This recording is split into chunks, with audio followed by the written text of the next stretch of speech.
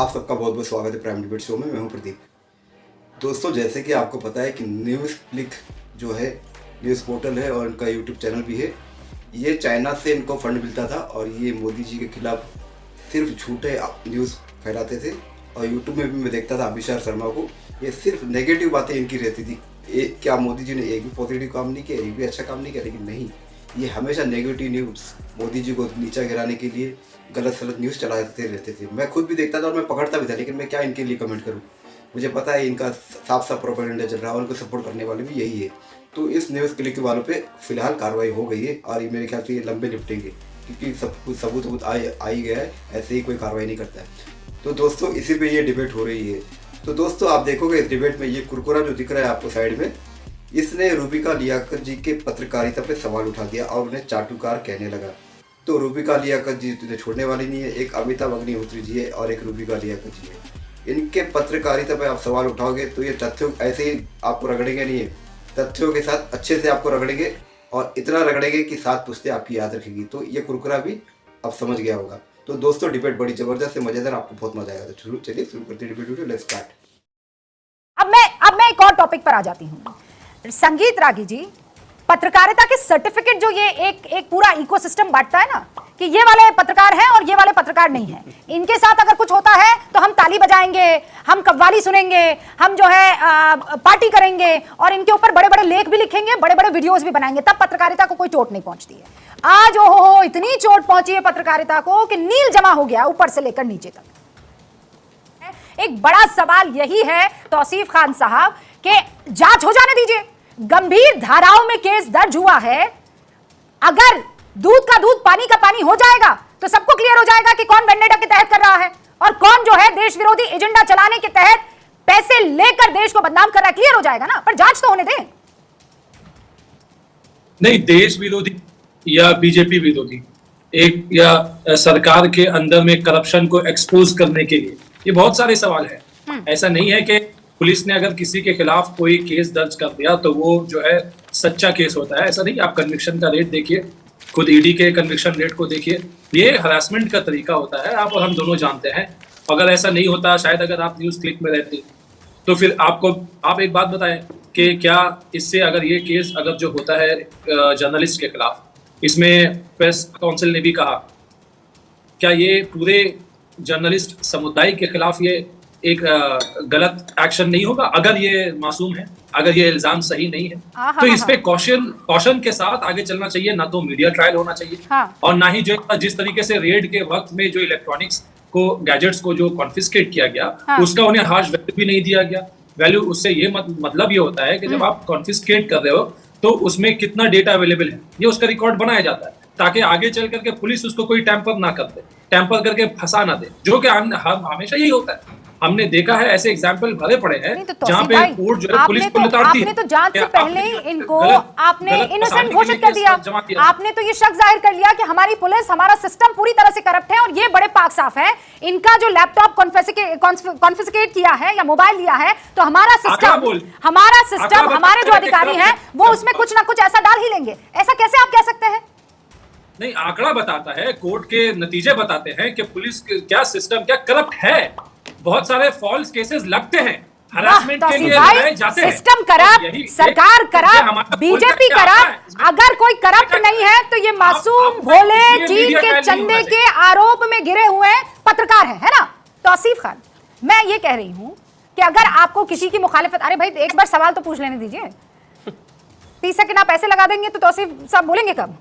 सवाल मेरा ये है कि अगर आपको मुखालिफत करनी है कीजिए, अगर आपको किसी का समर्थन करना है कीजिए, लेकिन जब आप दोनों करने का मूड और मन बना चुके हैं तो अपने आप को क्लीन भी तो रखिए ना, ईमानदारी से करिए।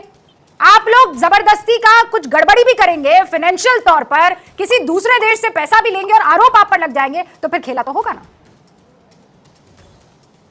देखिए रूबिका जी, आरोप लगाना और इल्जाम साबित करना दोनों में बड़ा फर्क होता है और ये तो हमारा देश का कानून ही है कि प्रिजम्पशन ऑफ गिल्टी जो है वो नहीं आप कर सकते, प्रिजम्पशन ऑफ इनोसेंस है।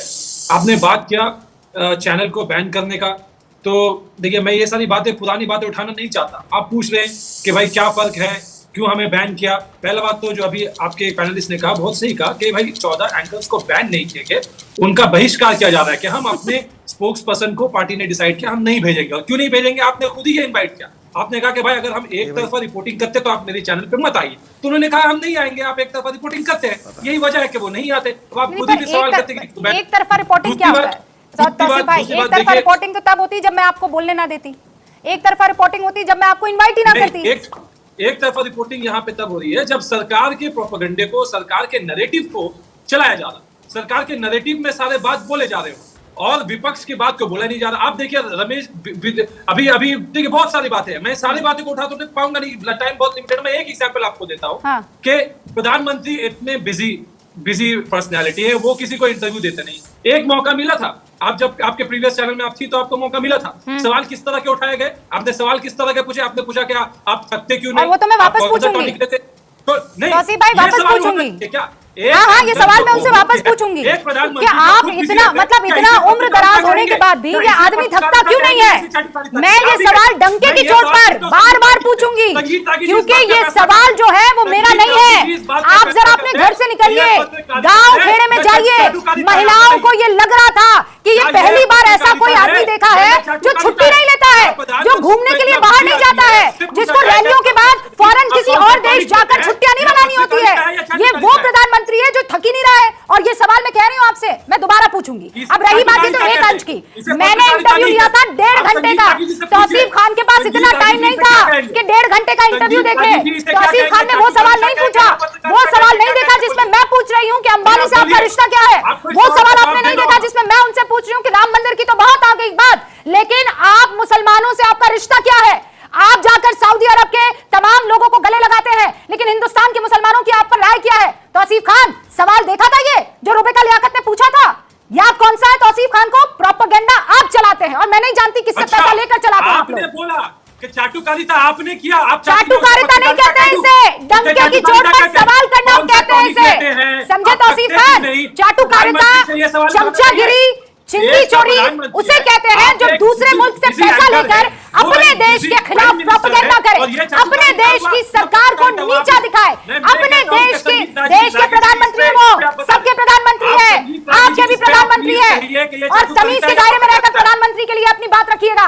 वो देश के प्रधानमंत्री है, समझे आप? कहीं और किसी मुल्क के नहीं। आप भी हिंदुस्तान के बाशिंदे हैं, भले ही आपने वोट नहीं किया, लेकिन कुर्सी की इज्जत करेंगे आप नहीं तय करेंगे, आप नहीं तय करेंगे, याद रखिएगा। ये चाटुकारिता है या पत्रकारिता? एक तो तमीज से बात कीजिए। आपके यहाँ जिस पार्टी का आप समर्थन करते हैं वहां पर ये शब्द चलता होगा, कहीं और ये नहीं चलता है।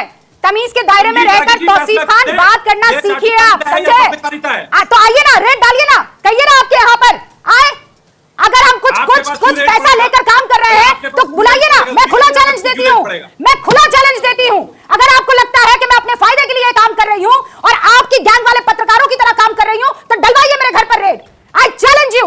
एक पैसा मेरे पसीने की कमाई है, किसी का पैसा खाकर नहीं करती हूँ इस देश की तारीफ में, याद रखिएगा। और कोई माइकल लाल नहीं करवा सकता है मुझसे ये। चाटुकारिता करते हैं वो लोग जो पैसा लेकर देश के खिलाफ जाते हैं तौसीफ खान, याद रखिएगा। I challenge you, I challenge you, आज भी चैलेंज कर रही हूँ। आपकी सरकार आए और जरा रेड मेरे घर पर करवाए, क्या मिलेगा देखते हैं जरा। शिवम त्यागी, चाटुकारिता होती है ये। देखिए, एक प्रधानमंत्री 18 घंटे काम करे, उनसे अगर ये पूछ लिया जाए कि आप कौन सा टॉनिक लेते हैं, हाँ, तो वो तो चाटुकारिता है इनके हिसाब से।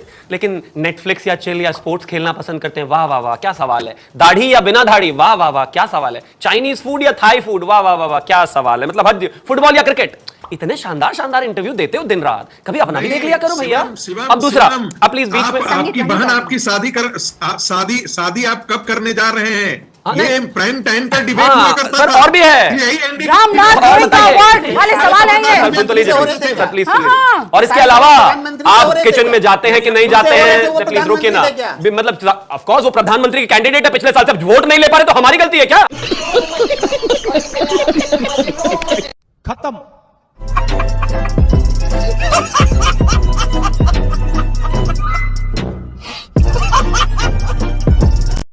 मजा आया।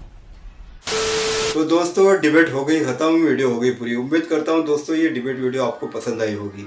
अगर ये डिबेट वीडियो, ये कंटेंट, मेरा काम आपको पसंद आया तो चैनल सब्सक्राइब करते जरूर जाना। मिलता हूँ आपसे अगले वीडियो में, तब तक के लिए जय हिंद, वंदे मातरम।